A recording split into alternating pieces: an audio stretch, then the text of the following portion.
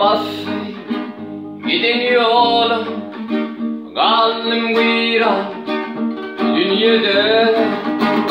Eğer bilsin ocak anna, kaldım kıyran dünyada.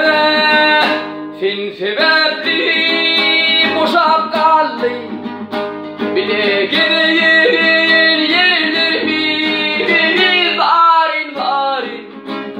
Ağlaşırlar gök asmandan, durmalar varin varin. Ağlaşırlar gök asmandan, durmalar.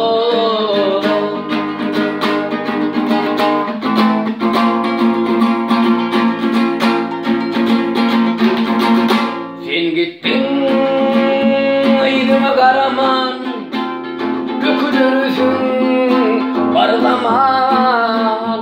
Benim sensiz aşığımı, yaş kalımı oylunman.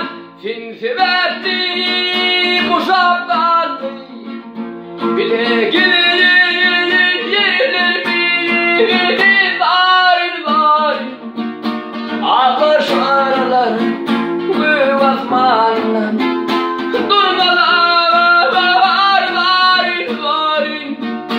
Ağlaşırlar gök asmandan, durmalar.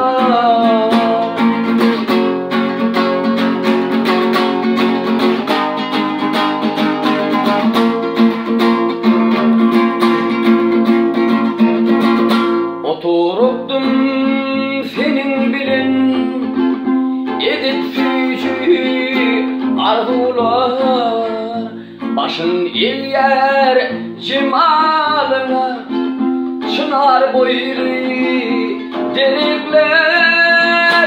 Sen sebepli boşap kaldı, bile gelir yerlerimi varin varin. Ağlaşırlar gök asmandan, durmalar.